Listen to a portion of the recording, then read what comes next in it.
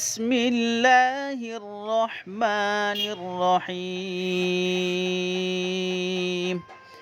وقل جاء الحق وزهق الباطل إن الباطل كان زهوقا وسلام على عباده الذين اصطفى أما بعد فأعوذ بالله من الشيطان الرجيم بسم الله الرحمن الرحيم يا بني آدم قد أنزلنا عليكم لباسا يواري سوآتكم وريشا ولباس التقوى ذلك خير صدق الله مولانا العظيم.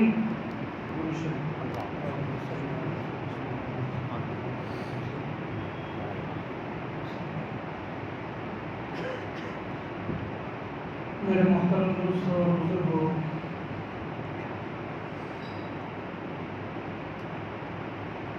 آپ صلی اللہ علیہ وسلم کے بارے میں آتا ہے کہ آپ دائم الفکر اور دائم الحزن تھے. ہمیشہ آپ پر ایک فکر سوار رہتی تھی اور ایک غم سوار رہتا تھا. اللہ کا استحضاء، اللہ کی رضامندی کا فکر ہمیشہ ایک سوال رہتا ہے. رمضان کا مہینہ جو آ رہا ہے یہ تقوی کا مہینہ ہے. ہر انسان کو اپنی زندگی میں تھوڑی دیر کے لیے سوچنے کی ضرورت ہے، غور کرنے کی ضرورت ہے، جس کو گجراتی بھاشا میں کہتے ہیں منن کرنے کی ضرورت ہے.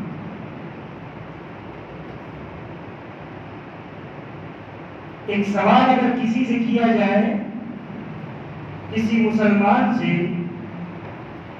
یا کسی بھی انسان سے، اس کا جواب جو انسان دیتا ہے اس سے معلوم ہوتا ہے کہ انسان کے دل و دماغ پر کیا فکر سوار ہے. اور جو فکر انسان کی زندگی میں سوار ہوگا، اعمال انسان کی زندگی سے نکلنے والے جو ہوں گے وہ ایسے ہی ہوں گے. ہر انسان خود غور کرے کہ اگر کسی سے سوال کیا جائے کہ تم کیا چاہتے ہو، ایک سوال ہے، مجھے پوچھا جائے کہ تم کیا چاہتے ہو، ایک بات بتاؤ بس، تو میں کیا بتاؤں؟ آپ غور کریں. یہ بیانات صرف کان کے مزہ کی حد تک نہیں ہے، بلکہ انسان کو اپنی زندگی کے بارے میں غور و فکر کرنے کا ایک ذریعہ ہے. تو ہر آدمی خود سوچے کہ مجھے اگر یہ پوچھا جائے تم کیا چاہتے ہو، تمہیں کیا پسند ہے، تمہیں صرف ایک چیز کا اختیار دیا جائے تو تم اپنے رب سے کیا چاہو اور کیا مانگو؟ کوئی کہے کہ تم کو یہ چیز ملے گی، بتاؤ کیا چاہتے؟ تو میرے محترم دوستو، ہماری چاہت دنیا اور دنیا کی چیزیں ہوں، اچھا گھر، اچھی گاڑی، اچھا کاروبار، یہ انسان کا ایک غم اس پر سوار ہوتا ہے. دنیا کی چیزوں کا غم انسان جو سوال کرتا ہے، حدیث شریف میں اس سے پناہ مانگی گئی. بہت سی مرتبہ انسان دنیا کا غم کرتے کرتے مر جاتا ہے، ایسی موت سے پناہ مانگی ہے. اللہم انی اعوذ بک من موت الہم ومن موت الغم. یا اللہ، ہم انسان کو دل کی جو پریشانیاں ہیں، دل کا جو گڑن ہے اس کو کہتے ہیں، غم باہر کی پریشانیوں کو کہا جاتا ہے۔ تو یہ ایسی پریشانیاں انسان کو لاحق ہو جائے، ایسا غم کہ انسان اسی میں مر جائے، ایسی موت سے اللہ، آپ صلی اللہ علیہ وسلم نے اللہ رب العزت سے پناہ مانگی۔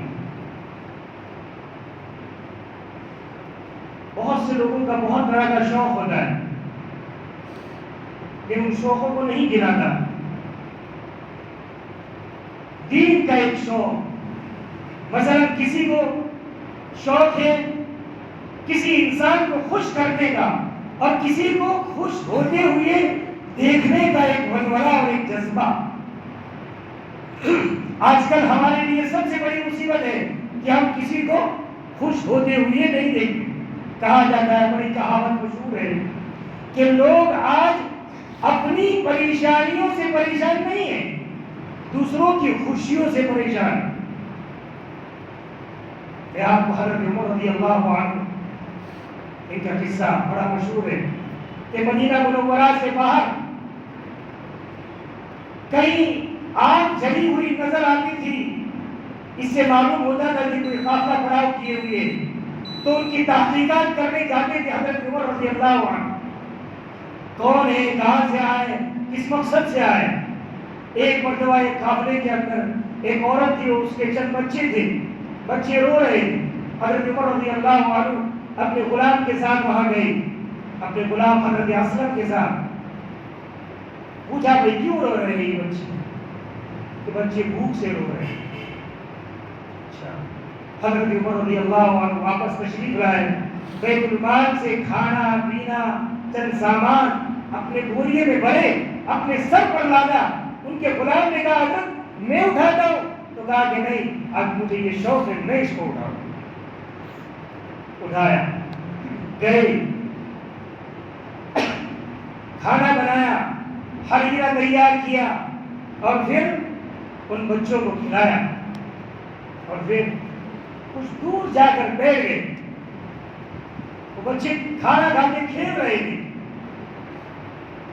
تو حضرت اسلم جو ان کے غلام تھے انہوں نے پوچھا، ارے اب کیا بات ہے، کیوں آپ بیٹھے؟ کہ میں نے ان کو روتے ہوئے دیکھا ہے، اب میں یہ دیکھنا چاہتا ہوں، میرے دل کی خواہش ہے کہ میں ان کو ہنستے ہوئے اور کھیلتے ہوئے بھی دیکھ کے جاؤں گا۔ یہ ہماری زندگیوں کے لیے سبق ہے۔ ہم کیا چاہتے ہیں، کیا پسند ہے ہمیں، ہر روز ہمیں اس کے بارے میں غور کرنے کی ضرورت ہے۔ آپ صلی اللہ علیہ وسلم کی پسند، آپ صلی اللہ علیہ وسلم کی حدیث شریف میں آتا ہے کہ آپ صلی اللہ علیہ وسلم کی آنکھوں کی ٹھنڈک، جس سے آپ کو ایک دل کا چین اور سکون ملتا ہے، کیا تھا؟ جُعِلَ قُرَّةُ عَيْنِي فِي الصَّلَاةِ۔ آپ صلی اللہ علیہ وسلم فرماتے ہیں، میرے آنکھوں کی ٹھنڈک نماز میں، میں نماز پڑھتا ہوں، مجھے مزہ آ جاتا ہے۔ ایک نماز سے دوسری نماز کا انتظار رہتا تھا آپ صلی اللہ علیہ وسلم۔ کبھی کبھی وقت لمبا ہو جاتا تھا، آپ صلی اللہ علیہ وسلم حضرت بلال رضی اللہ عنہ کہتے تھے کہ بلال اذان پڑھ کر میرے آنکھوں کی ٹھنڈک پہنچا، میں نماز پڑھنا چاہتا ہوں۔ میرے محترم دوستو، ہمیں بھی کن چیزوں سے انسیت، یہ غور کرنے کی ضرورت۔ رمضان آ رہا ہے، کیا ہم دکھاوے کے صرف مسلمان ہیں؟ کیا ہمیں یہ چاہیے رمضان میں ایسا کریں گے، یوں کریں گے؟ نہیں، دلوں کے اندر کیا ہے اللہ چاہتا ہے، دل کے اندر کیا ہے۔ وَلِبَاسُ التَّقْوَىٰ ذَلِكَ خَيْرٌ۔ تمہیں کیا پسند ہے، کون سے کپڑے تمہیں پسند ہیں، کون سا لباس، کون سا کلر؟ مجھے وہ کلر پسند ہے جو میرے نبی کو پسند ہے۔ آپ صلی اللہ علیہ وسلم کو سفید کپڑا نہایت پسند تھا. دوسرے کلر کے بھی کپڑے پہنے آپ صلی اللہ علیہ وسلم نے, لیکن پسند سفید تھا. تو یہ میری چاہت کس چیز میں؟ میرے رب کے راضی کرنے میں. دل کا تقوی, دل کا تقوی کیا ہے؟ اللہ اور اللہ کے رسول کی محبت اور اس پر اپنی تمام خواہشات کو قربان کر دینے کا نام دل کا تقوی ہے. جو رمضان آ رہا ہے اس کا مقصد یہ ہے, میں صرف تقریر کرنا نہیں چاہتا, میں آپ کو ایک پیغام دینا چاہتا ہوں. آپ کے دل کے اندر جو سوئی ہوئی ایمانی جذبہ ہے اور نبی کی محبت کا ایک جذبہ جو موجود ہے, میں اس کو بیدار کرنا چاہتا ہوں, تاکہ رمضان کے آنے سے پہلے وہ چیز جب بیدار ہو جائے تو عبادت کرنا ہمارے لیے آسان.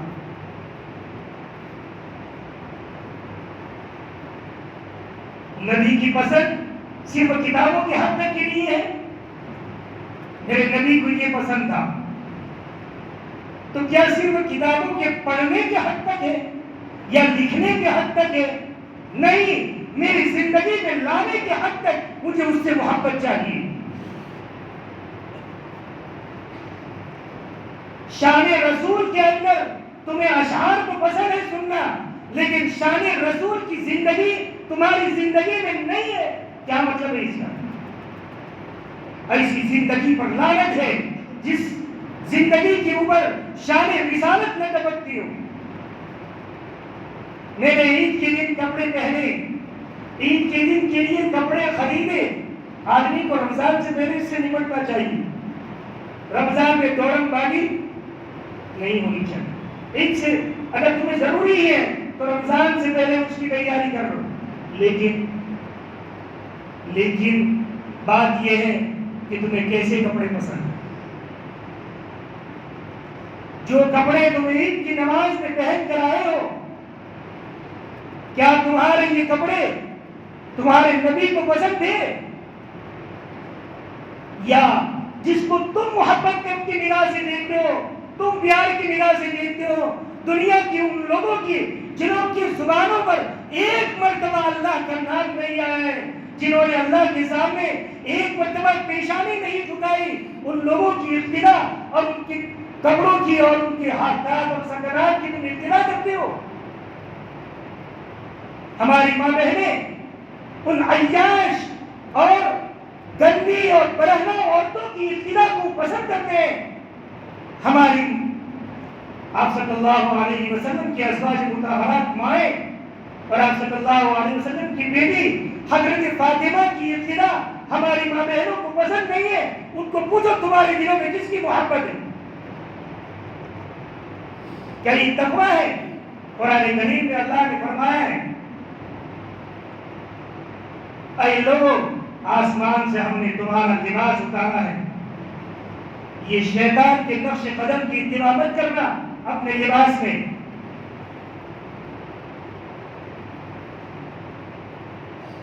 کہ شیطان نے ایک مرتبہ تمہارے باپ دادا کے کپڑے اتروائے جنت میں. یا بنی آدم لا یفتننکم الشیطان کما اخرج ابویکم من الجنت ينزع عنهما لباسهما. کہ ارے بنی آدم, تم جانتے نہیں ہو تمہارا دشمن یہ شیطان ہے, یہ ایک مرتبہ تمہارے باپ دادے کے لباس کو اتروا چکا ہے. یہ جو دانا آدم علیہ السلام نے کھایا, بس جنت کا لباس اتر گیا, خود بخود ننگے ہو گئے. درختوں کے بڑے بڑے پتے تھے, ان پتوں کو کاٹ کاٹ کر اپنے لباس اپنے صدر کو چھپایا. شرم و حیا تھی. آج ہماری زندگی میں شیطان ہم سے کھلواڑ کرتا ہے. شیطان وہی کھلواڑ جس نے آدم علیہ السلام کے ساتھ کر کے ان کے لباس کو اتروایا تھا, ننگا کیا تھا. جب فحشا اور برائی انسان کی زندگی میں کیسے آتی ہے؟ جب انسان برہنہ ہونا شروع کرتا ہے, سمجھ لو کہ وہ تقوی کے لباس سے نکلتا جا رہا ہے. ہمارے نبی نے کہا کہ ٹخنوں سے اونچا کپڑا پہنو، تو ہم پہننے کے لیے راضی نہیں ہیں، نیچا پہننے کے لیے خوش ہیں. لیکن ویسٹرن کلچر سے جب آیا کہ چڈا پہنو آدھی گھٹن سے بھی اوپر، تو آدمی اس کو فخر سمجھتا ہے. یہ کیا ہے؟ لباس تقوی نہیں ہے اندر، اس لیے یہ ہو رہا ہے. اور یہی لباس تقوی نہ ہونے کی وجہ سے جب انسان کی زندگی میں سے حیا نکل جاتی ہے تو وہ اللہ سے بھی شرم نہیں کرتا. اس لیے میرے محترم دوستو، اپنی زندگی میں لباس تقوی لانا نہایت ضروری ہے. رمضان سے پہلے اپنے آپ کو غور و فکر کرنے کی ضرورت ہے. مجھے کیا پسند ہے، مجھے کیا پسند ہے، میری چوائس. آج سمجھتا ہے آدمی کہ یہ میری چوائس. چھوٹا سا بچہ دنیا میں کتنا برپا ہے. بچوں کو یہ سکھایا جاتا ہے کہ تمہاری چوائس الگ ہے، تم تمہارے باپ کی چوائس پر نہ جاؤ. میرے محترم دوستو، اپنے بچوں کو بھی پوچھنے کی ضرورت ہے، اپنے گھر میں بھی پوچھنے کی ضرورت ہے. ہمارے یہاں لندن میں بہت بڑے عام میں یہاں ایک مرتبہ اپنے بچوں کو کوئی چیز لینے کے لیے بازار میں لے گئے. تو اس کے ابا نے کہا اس بچے کے کہ بیٹا یہ لے لو، یہ اچھا ہے. تو کہا کہ نہیں، یہ نہیں، یہ میری چوائس. اس ابا نے اسی وقت، مولانا عالم ہے، اسی وقت لندن کو خیر بات کر دیا کہ جہاں اب بچے اپنی چوائس کو پسند کرنا شروع کر دیں گے تو ان کی زندگی تباہ و برباد ہو جائے گی. آج ہمارا حال بھی یہی ہے کہ ہم بچوں کو پوچھتے ہیں کیا پہننا ہے. وہ بچے جو پہنتے ہیں وہ میں نہیں پہن سکتا، میں پینٹ شرٹ نہیں پہن سکتا، تو میں اپنے بچے کے بدن پر پہنوا کر میں خوش ہوتا ہوں. وہ بچے کے اندر نہیں ہے، وہ تقوی کا لباس تیرے اندر نہیں ہے، اس لیے زندگی میں یہ نکل رہا ہے. میرے محترم دوستو، میں کسی کو تنقید نہیں کرتا، میں صرف اتنا سمجھانا چاہتا ہوں کہ ہم کتنے لیول کے مسلمان ہیں. ہم کتنے لیول کے مسلمان ہیں، ہم ذرا سوچیں اپنے آپ میں. دوسرے آدمی کو خوش کرنا یہ اسلام میں ہے. کوئی بیمار ہے اس کی خیر خبر کرو، ہر چیز کی دعا بتلائیے، لیکن ہمیں پتہ ہی نہیں کہ ہماری زندگی کے اندر وہ جو چیزیں ہیں اسلامی، دوسرے کو دیکھ کر خوش ہو، دوسرے کی پریشانی سے آدمی پریشان ہو، یہ مسلمانی ہے. جاؤ کسی کی بیمار پرسی تو چائے وائے پی کے واپس مت آ جاؤ، بلکہ لا بأس طہورا انشاءاللہ، کوئی پریشانی اور غم کی بات نہیں، اللہ بڑا بادشاہ ہے، سب ٹھیک ٹھاک ہو جائے. یہ ہے اس کا مطلب. کسی کی تعزیت کے لیے گئے، کوئی مر گیا، اس کو پوچھ لے تو اس کے غم کے اندر اضافہ نہ کرو، ایسی دعا پڑھو، اس کا مطلب سمجھاؤ کہ اس کے غم کے اندر حل. ان للہ ما اخذ وللہ ما اعطى وكل عنده باجل مسمى فلتصبر ولتحتسب. ہر چیز اللہ کی ہے، اللہ نے اپنی چیز لی ہے، ہماری نہیں لی ہے. لہذا تم صبر سے کام لو اور ثواب کی امید رکھو. کسی نے اچھا کپڑا پہنا ہے تو اس سے ہمیں خوش، یہ نہیں کہ پیسہ کو آگے نہیں، اس لیے ایسے کپڑے دکھاوے کے لیے نہیں. آپ صلی اللہ علیہ وسلم نے کسی کو اچھے کپڑے پہنتے دیکھا، دعا فرمائی البس جدیدا. آپ ذرا اس کو اچھے کپڑے پہن کر آنے والے کو کیا دعا زبردست ہے. البس جدیدا عش حمیدا مت شہیدا. زوردار دعا. اچھے کپڑے پہنے رہو, اچھے کپڑے پہننے کو آپ کو ملتے رہیں, اور عش حمیدا قابل عزت تمہیں زندگی ملتی رہے, اچھی زندگی تمہیں گزارو, لیکن موت تمہارے آئے مت شہیدا, شہادت والی موت تمہیں ملے. آج ہماری زندگیوں سے یہ چیزیں ختم ہو جائیں. دوسروں کو خوش دیکھ کر ہمیں خوشی ہونی چاہیے. یہ آپ صلی اللہ علیہ وسلم کا مزاج ہے, دوسرے کو خوش دیکھ کر ہنستے. صدقہ ہے. میں یہ سمجھانا چاہتا ہوں کہ اپنی زندگی میں ہم کیسے مسلمان ہیں, ہم غور کریں. آپ صلی اللہ علیہ وسلم نے اور اللہ نے قرآن میں جو طریقہ اس مسلمانی کا سکھایا ہے, وہ ایسا طریقہ سکھایا ہے کہ کسی کو کسی سے پریشانی نہ ہو. اگر ہم اسلام اور مسلمانی کے اصول جان لیں اور عمل کرنا شروع کر دیں, ہمارے محلے, ہمارے گھر جنت کا نمونہ بن جائے. جنت کس کو کہتے ہیں؟ جنت اس کو کہتے ہیں کثیرا کثیرے نباشت, کسی کو کسی سے کوئی پریشانی نہ ہو, اس کا نام جنت ہے. جنت میں یہ مصیبت نہیں ہوتی پورا جب آدمی میری جنت کا اندر آ گیا ہے, میری جنت میں اس نے حصہ لے لیا, یہ تھوڑا سا اندر آ گیا, اس کی بارڈر سے پار ہو گیا, ایک مصیبت نہیں ہوتی. تو جنت میں کسی کو کسی سے کوئی پریشانی نہ ہو, اپنی جنت میں مست. اللہ نے اس کو جو نعمت دی ہے, ادنا سے ادنا جنتی کو جو دی ہوگی, وہ بڑے سے بڑے جنتی کو جو اللہ تعالیٰ دیا ہوگا, اس پر وہ کوئی غم نہیں کرے گا.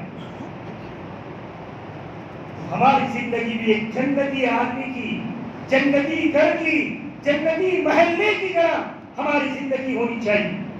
لیکن یہ کب ہوگی؟ جب تک ہماری زندگیوں میں اللہ اور رسول کی چاہت آگے نہیں ہوگی, تب تک نہیں ہوگی. ہماری زندگیوں میں ان چیزوں کو پیدا کرنے کی ضرورت ہے. مجھ سے کسی کو تکلیف نہ ہو, یہ ہماری زندگی کا ایک نصب العین ہونا چاہیے. اس لیے میرے محترم دوستو, اپنی زندگی کے بارے میں سوچنے کی ضرورت ہے کہ میں کتنے لیول کا مسلمان ہوں. شیطان مجھے اچھا مسلمان نہیں بننے دیتا, مجھے اس کے لیے کیا کرنے کی ضرورت ہے کہ میں ایک اچھا مسلمان بن جاؤں. انسان کا لباس جو ہے نا, قرآن نے کہا ہے لباس التقوی, تو ظاہر کا اثر باطن پر پڑتا ہے. اگر ہمارا ظاہر اچھا ہے, حدیث شریف میں اس کی دعا ہے, اللہم اجعل سریرتی خیرا من علانیتی وجعل علانیتی صالحا. یا اللہ میرے دل کو میرے ظاہر سے اچھا بنا اور میرے ظاہر کو نیک بنا. ایک بات کر کے اپنی بات کو ختم کرتا ہوں. موسیٰ علیہ السلام کے زمانے میں موسیٰ علیہ السلام کے جو جادوگر تھے, موسیٰ علیہ السلام کا مقابلہ کرنے آئے تھے, اللہ نے ان کو ایمان دی. نبی کا مقابلہ کرنے آیا ہے, لیکن اس کو ہدایت مل گئی ایمان کی. مفسرین نے لکھا ہے کیوں اس کو ملی؟ اس لیے کہ جادوگروں نے جہاں سے جادوگری سیکھتے تھے, اس سے جا کر پوچھا کہ ہم اس کا مقابلہ کرنے جاتے ہیں تو ہم کیا کریں. تو اس نے یہ دعوت دی تھی اور یہ سمجھایا تھا کہ جس حالت میں اس کے کپڑے ہیں, ایسے کپڑے پہن کر جاؤ گے تو تم جیت جاؤ گے. تو ساحرین اور جادوگروں نے موسیٰ علیہ السلام کے کپڑے پہن لیے تھے. جیسا لباس موسیٰ علیہ السلام نے پہنا تھا, ایسا ہی لباس پہنا تھا. اور جیسے ہی وہ ہار گئے تو اللہ نے فوراً ان کو ہدایت دی. اس لیے کہ اللہ تعالیٰ یہ نہیں چاہتا کہ میرے نبی کی مشابہت اختیار کر کے آیا ہے اور میں اس کو کفر پر رکھوں. اور فرعون نے ان کو قتل کیا, لیکن مسلمان کو اللہ تعالیٰ اپنی زندگیوں میں ظاہراً بھی ہماری زندگیوں میں نیکی بنائے اور باطن میں بھی اللہ تعالیٰ سب سے زیادہ نیکی پیدا فرمائے. تو آخر دعوانا الحمدللہ رب العالمین.